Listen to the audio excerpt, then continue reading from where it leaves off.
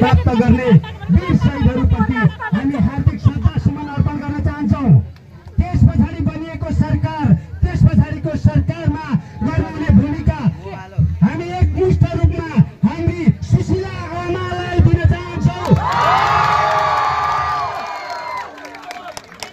सुशीला आमा की जय होस्।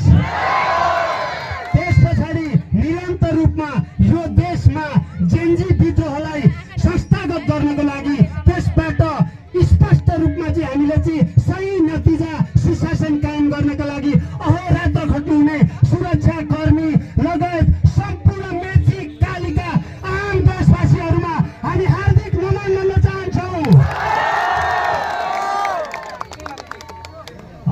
यो सबैको एकमुष्ट शुभकामनाका साथमा अब आउँदै हुनुहुन्छ झापा निर्वाचन क्षेत्रबाट अत्याधिक बहुमतले विजय गरेर आउनुहुने प्रतिनिधि सभा सदस्य राष्ट्रिय स्वतन्त्र पार्टीबाट उम्मेदवार दिएर प्रतिनिधि सभा जित्नुहुने र यो देशमा यो देशको चाहिँ 275 सांसदहरूमध्ये एक सांसद भएर आउनुहुने प्रकाश पाठकज्यूलाई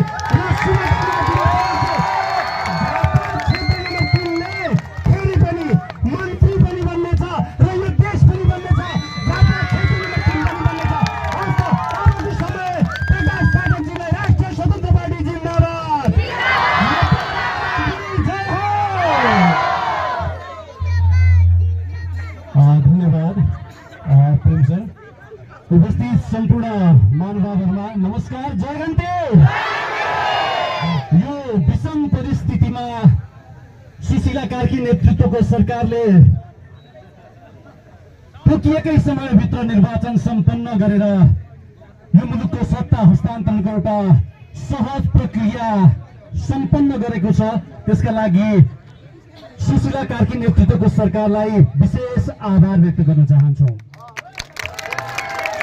सहज थिएन यो निर्वाचन। अनेकौं चर्चा परिचर्चाका बीच हामीले फागुन 21 गतिको निर्वाचन सम्पन्न गरेर नतिजा हात पारिसकेका छौँ।